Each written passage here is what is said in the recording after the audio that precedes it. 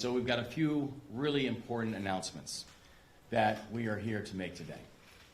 The first is that we are moving the date of the Preakness, and we are going to move it back to be able to ensure that the winner of the Kentucky Derby will then be prepared to compete in the second leg of the Triple Crown, because the Triple Crown will continue, and it will continue to be Preakness, and by moving the date, you're then providing additional time and space for our horses and the people who compete in the Derby to be able to then now compete, to be able to be part of that Triple Crown.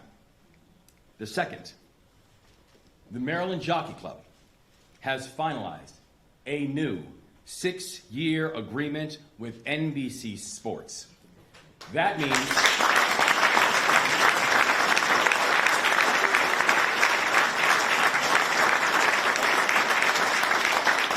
this agreement now means that millions more people will be able to tune in and watch this iconic race weekend. It also means that when they do this race, and by the way, by moving it, in addition to moving it time, we're also moving it to a Sunday as well.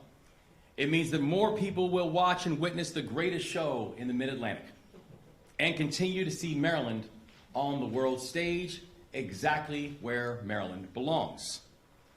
But these changes are about more than just television and timing. They also continue to demonstrate what happens and what Maryland can do when Maryland controls what happens next.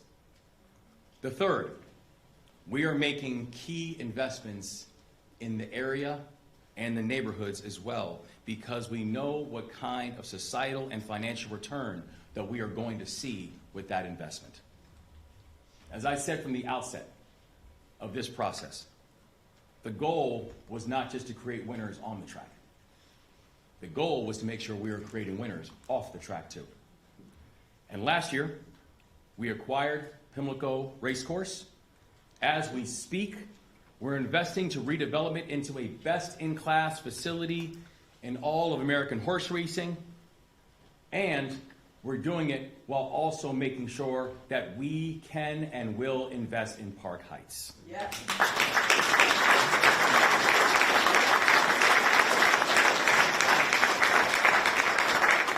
Last month, with our partners on the Board of Public Works, we acquired Laurel Park Racetrack to transform it into one of Maryland's statewide thoroughbred training centers. And just last week, we completed the acquisition of the intellectual property rights to the Preakness and Black Eye Susan. This guarantees that the Preakness will call Baltimore home for decades to come.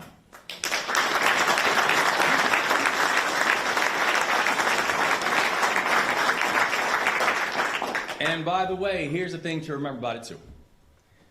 We did all of this without using a single penny from general fund tax dollars.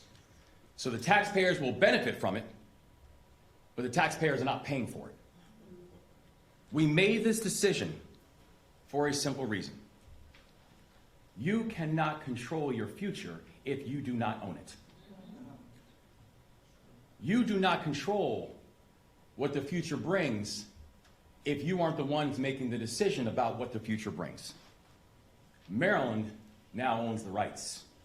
Marylanders now own the assets. Marylanders will make the decisions. More than 28,000 Maryland jobs depend on this industry. The horse racing industry generates about $3 billion to the state of Maryland. And considering all of those things, it's important that Marylanders are the ones who are making the decisions about its future. And here's what I also know. I'm depending on the people right here in this room and in our communities to make sure that we get this right. The business community, our partners in elected office,